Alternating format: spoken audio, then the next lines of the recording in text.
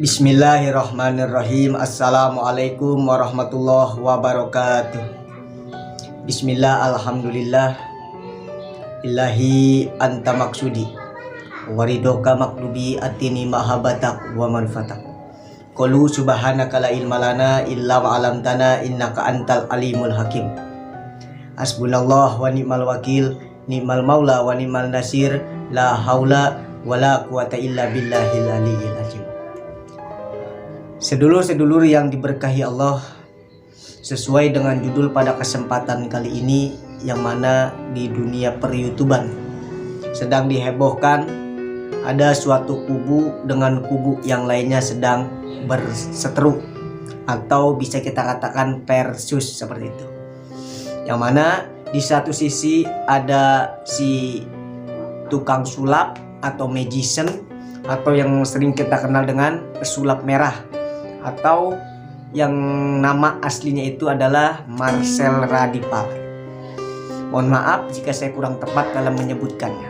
Lalu di kubu sebelah ini ada yang katanya seorang Gus. Saya juga kurang tahu, Allahu alam, tahu ini Gus asli atau Gus hanya sekedar panggilan-panggilan saja. Karena yang sering saya katakan di video-video saya yang sebelumnya, panggilan-panggilan ulama itu kan banyak. Ada ustadz, ada kiai, ajengan, romo yai, abah yai, dan Gus.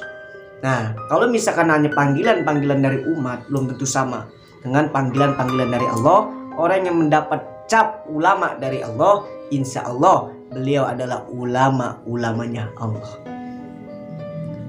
Dan yang terkait pada kesempatan kali ini yang akan kita bahas tentang di kubu sebelah ini ada Gus Samsudin, yang mana beliau sama-sama mengeluarkan statement, bahkan pernah kita saksikan, mungkin sedulur-sedulur pun telah mengetahui tentang terkait permasalahannya ini, tentang si kubu persulap merah dengan si kubu si Gus Samsudin. Sedulur-sedulur yang diberkahi Allah, pada kesempatan kali ini saya hanya mengambil penenggar tengah saja, karena ada yang bertanya juga kepada saya dan admin pun me-WA saya untuk menanggapi suatu permasalahan ini terkait tentang perselisihan si pesulap merah dengan si Gus Samsudin. Poin yang pertama yang akan saya sampaikan kepada terkhusus kaum muslimin wal muslimat, mari kita lebih bijak menonton yang mana tontonan ini menjadi tuntunan, bukan malah menjadi tontonan yang kurang baik untuk kita dan juga keluarga kita. Lalu poin yang selanjutnya terkait berseterunya tentang dua kubu ini, tentang si pesulap merah dan si Gus Samsudin ini. Yang pertama tentang pesulap merah. Saya dengan adanya pesulap merah atau yang sering kita kenal ini adalah Marcel atau Bang Marcel Radipal. Beliau ini adalah pesulap magician atau yang sering kita kenal suka membongkar-bongkar trik-trik sulap seperti itu.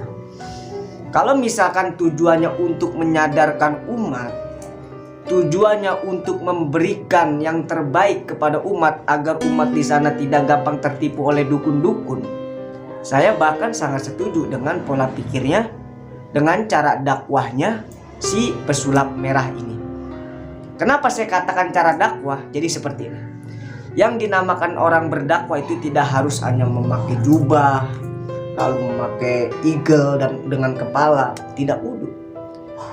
Karena pakaian itu bukan jaminan, saudara. Lalu apa jaminannya? Ini adalah hati perbuatan kita kepada orang lain. Kalau perbuatan kita ingin menyadarkan orang, mengajak orang di jalan yang mana Allah ridhoi, ini sama juga dengan dakwah. Seperti itu. Dengan catatan ketika kita memberikan apapun itu, ketika kita ada adab, ada sopan, ini bagus. Kalau misalkan dalam kita selonong boy atau apapun tidak ada mengutamakan adab, itu kurang bagus juga. Itu terkait pesulap merah. Kalau misalkan pesulap merah ini hanya niat lillahi ta'ala, memberikan edukasi kepada siapapun, terkhusus kaum muslimin wal muslimat dan terkhusus humnya di negara Republik Indonesia kita ini, biar supaya tidak banyak orang yang tertipu dengan dukun yang berflat seperti ulama, itu bagus. Akan tetapi ketika hanya ada tujuan-tujuan yang lain, maka saya kurang setuju seperti itu. Lalu yang poin selanjutnya, jadi seperti ini saudara. Orang itu seburuk-buruknya orang pasti mempunyai sisi baik. Begitupun sebaliknya, sebaik-baiknya orang pasti akan mempunyai sisi keburukan.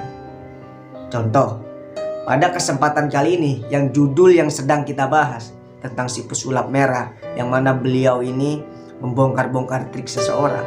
Yang tadi saya katakan, ketika memang benar tujuannya lillahi ta'ala, tujuannya hanya untuk mencerdaskan orang-orang yang awam, saya setuju dengan pola-pola seperti ini. Tapi ketika tidak percaya dengan perkara-perkara yang goib, bahaya juga seperti itu. Contoh, misalkan ada seseorang yang tidak percaya dengan perkara-perkara goib, wah ini bahaya. Kenapa saya katakan bahaya? Orang tidak percaya dengan perkara-perkara goib, kayak fanatik seperti itu, bahaya saudara. Karena yang goib pun juga ada seperti itu. Jadi dengan kesimpulannya, pasti kita harus mengetahui di mana yang letaknya yang harus kita lakukan seperti itu. Lalu yang poin yang selanjutnya, karena saya tidak akan lama-lama dan tidak akan panjang-panjang, hanya untuk biar supaya menjawab para sedulur-sedulur semuanya. Lalu sesuai judul pada kesempatan kali ini, yang poin yang selanjutnya yang akan saya sampaikan, ini kepada Gus Samsudin. Kalau kita lihat dalam beranda-beranda YouTube-nya, konten-konten YouTube-nya, wow, nyamperin dukun santet, lalu pengobatan, ada tamunya yang datang diobatin sama dia sambil direkam. Pertanyaan saya satu, apakah itu benar? Kalau memang benar itu masih mending, dan itu pun masih ada bahan pertanyaan lagi. Kalau misalkan itu bohong, di settingan, menipu banyak orang, menipu banyak umat, berapa banyak orang yang engkau bohong, berapa banyak engkau menanggung dosa seperti itu. Apalagi yang kita lihat kontennya ini kayak tentang ranah-ranah pergoiban, ranah-ranah hikmah seperti itu, tentang keris lah, tentang apalah. Jadi seperti ini. Kalau menurut saya, kalau misalkan kita mensematkan nama-nama ulama, jangan sampai nama-nama ulama yang benar nanti kebawa jadi tidak benar gara-gara ulah satu orang. Kalau misalkan dipakai nama ulama dengan dipakai bagus, dipakai tawasulan atau mengajak umat untuk syiar agama Allah, itu bagus. Yang kita khawatirkan, memakai label ulama, lalu dalam konten YouTube-nya kayak menumpas dukun santet, lalu kayak menebar kebohongan, di setting-setting, ngobatin orang pun di setting-setting. Ini mau bagaimana seperti itu? Bagaimana dicap oleh orang lain seperti itu? Kok ulamanya sekarang bohong? Seperti itu. Seperti ini loh. Sebelum saya bikin konten seperti ini lagi, terkhusus para orang-orang yang telah mengikuti saya, subscriber saya sudah 3 kali kalau tidak salah bikin konten seperti ini, tentang orang-orang dukun santet, tentang ustadz-ustadz yang grebek dukun santet. Sudah pernah saya membuat konten seperti ini, bahkan parah dan parah. Tapi dengan kejadian seperti ini tentang pesulap merah dengan Gus Samsudin, ini kita seperti diberikan titik terang saudara. Biar apa? Masyarakat Indonesia agar mampu melihat mana yang hak dan mana yang batil. Seperti itu. Dan poin yang selanjutnya, biar kita tidak terlalu keluar dari judul, kita masih membahas tentang Gus Samsudin, yang mana yang kita lihat dalam kontennya sangat banyak menumpas dukun santet, yang padahal itu settingan, yang padahal itu hanya direkayasa. Tentang apa? Tentang pergoiban ataupun tentang perhikmahan, seperti itu. Jadi seperti ini. Kalau kita membohongi orang, satu orang, walaupun hanya lewat media, tujuannya kita walaupun itu adsense atau apa, sama juga kita menjual agama hanya untuk kepentingan dunia, saudara. Nauzubillah summa nauzubillah. Kalau misalkan benar pun masih ada bahan pertanyaan. Misalkan Anda ngegerebek dukun santet ini benar-benar real, terus Anda gerebek, Anda videoin, apakah itu Anda bukan termasuk membuka aib seseorang? Apakah itu Anda bukan termasuk ingin memalukan seseorang? Bagaimana dalam keluarganya, saudara-saudaranya, saudara orang yang dukun santet yang Anda videokan? Semisalkan benar, tapi ya ini nggak mungkin benar. Bahkan ini settingan. Bahkan yang terdahulu, karena belum ada penggerebegan seperti ini, dia itu merasanya seakan-akan penggerebegan dukun santet itu beneran. Malah yang lucu, netizen ini beranggapan bahwasanya itu real di lapangan. Ini kan parah, saudara. Padahal settingan seperti itu. Sedulur-sedulur yang diberkahi Allah, apalagi dalam yang kita bahas dalam urusan video konten kali ini adalah menyerempet sekali dengan ranah-ranah pergoiban ataupun ranah-ranah hikmah. Yang kita lihat kepada Gus Samsudin ketika ada tamunya, di videoin, dibikin konten seperti itu. Miris saya sebenarnya melihat seperti itu. Jadi seperti ini. Aktivitas saya sehari-hari, selain aktivitas keluar, aktivitas pribadi saya juga urusan perkara-perkara pergoiban seperti itu. Karena saya pun dari beberapa guru-guru saya ada yang mendalami dalam ranah-ranah ilmu-ilmu hikmah seperti itu. Jadi lucu, kalau orang-orang memang benar bisa kita katakan bisa lah seperti itu dalam urusan ranah-ranah pergoiban, masa iya dikontenin, bahkan kan kayak kerisnya siapa, kayak keris Gus Samsudin diperlihatkan terus kayak bergetar, terus kayak batunya dilihat bergetar seperti itu, lalu batu merah delima dicelupin di dalam air, padahal itu hanya trik seperti permainan sulap, saudara.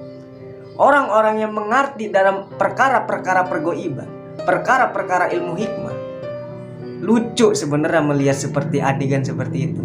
Khawatir karena menyematkan nama-nama ulama-ulama yang benar, ulama-ulama yang benar-benar lurus, khawatir terkena imbasnya seperti itu. Apalagi selalu pergoiban seperti itu, selalu tentang pergoiban. Kalau misalkan benar sih ya masih mending. Kalau saya nih, saya pribadi, ini saya berbicara diri saya pribadi. Kadang orang-orang saya, tamu-tamu saya, entah itu dari Bekasi ataupun Kerawang, dari yang dari Jakarta, yang dari Bandung, bahkan dari Jawa pun dulu pernah sampai ke tempat saya. Tidak tuh, saya bikin konten apa sedang membersihkan tempat usaha orang, membersihkan rumah orang. Tidak pernah saya bikin konten seperti itu. Paling banter, saya foto snap WA sedang ngopi, 313 dari Bogor, 313 dari Bandung, 313 dari Karawang. Paling saya seperti itu. Saya tidak membuat konten. Kalau saya mau bikin konten hal-hal seperti itu, hal-hal pergoiban, terkhusus dalam ranah-ranah hikmah, sudah banyak konten saya. Karena saya pikir buat apa? Nggak mau saya kayak gitu. Seperti itu. Karena perkara-perkara yang hak tidak bisa dicampur adukan dengan perkara-perkara yang batil, saudara. Contoh, kepada Gus Samsudin misalkan, ketika ia mengaku dalam kontennya itu settingan, dia berdalimi bahwasanya mengatakan hanya untuk edukasi kepada umat, tetap tidak akan dibenarkan. Contoh, misalkan dia berdalimi seperti ini, kenapa kamu bikin konten settingan kayak grebek dukun, terus kamu nyareatin orang padahal itu bohongan, itu settingan. Misalkan jawaban dia seperti ini, saya hanya untuk mengedukasi umat agar umat tidak ke dukun santet, agar umat tuh ya percaya tentang ilmu-ilmu Tuhan. tetap dalam kategorinya, dalam jawabannya salah. Karena kenapa? Perkara-perkara yang benar dicampurin dengan kebohongan sama dengan jadinya bohong dan batil, saudara. Kenapa saya katakan demikian? Teringat tidak tentang riwayatnya Raden Mas Syahid atau Sunan Kalijaga, yang mana beliau sebelum mendapatkan gelar Sunan Kalijaga, ketika beliau sedang menjadi Branda Lokajaya, yang mana beliau ini ngerampok atau mengambil harta-harta orang-orang yang pelit, orang-orang korupsi, orang-orang koruptor, diambilin hartanya semua diambilin semua hartanya oleh Branda Lokajaya, yang mana sekarang kita kenal dengan Sunan Kalijogo. Walaupun Sunan Kalijogo itu bukan buat kepentingan pribadinya, buat masyarakat jelata, buat orang miskin, orang-orang kelaparan, dia merampok Sunan Kalijogo. Walaupun itu perkara hak dicampuri dengan perkara yang batil, tatkala itu Sunan Kalijaga tidak dibenarkan oleh gurunya, yang mana gurunya ini adalah Sunan Bonang, saudara. Ketika itu Branda Lokajaya cerita, ia merampok saudagar-saudagar yang pelit, merampok para orang-orang yang memakan uang rakyat. Dia ceritakan kepada gurunya. Gurunya bernama Sunan Bonang. Apa pendapatnya Sunan Bonang? Tetap Sunan Kalijaga disalahkan. Karena kenapa? Menyampurkan perkara-perkara yang hak menjadi perkara-perkara yang batil. Kenapa? Kayak perkara-perkara yang hak dicampurkan dengan perkara yang batil, otomatis itu semua menjadi batil. Begitupun dengan kejadian yang seperti ini, tentang konten-konten settingan, lalu main kekontakan seperti itu. Aduh, ini bahaya. Marilah kita lebih bijak kita menonton tontonan yang menjadi tuntunan yang terbaik seperti itu. Ini kan parah. Kadang main jejeblagan, rebek dukun santet, terus ngobatin orangnya kesurupan, terus keluar apa, padahal itu hanya rekayasa semata. Nauzubillah summa nauzubillah. Memang saya tegaskan sekali lagi sebelum video kali ini akan saya tutup. Perkara-perkara goib itu memang benar ada. Tentang perkara-perkara hikmah itu memang benar ada. Tapi kalau orang-orang yang memang benar bisa dalam keahlian dalam hal tersebut, orang itu tidak akan pernah mau ditampilkan di media, terkecuali orang tersebut datang langsung. Seperti itu. Ini kan kita bingung, konten-konten kreator zaman sekarang yang disandingin dalam plat-plat ulama. Kadang-kadang orang tertipu. Ada orang yang berpenampilannya biasa-biasa aja, tapi dia tidak disangka dakwah. Akan tetapi orang yang berpenampilannya pakai eagle, pakai jubah, pakai sorban, disangkanya dia dakwah, padahal belum tentu. Seperti itu. Padahal belum tentu, karena dalaman hati orang kan tidak ada yang tahu. Kita itu gampang tertipu dengan jasad-jasad seseorang.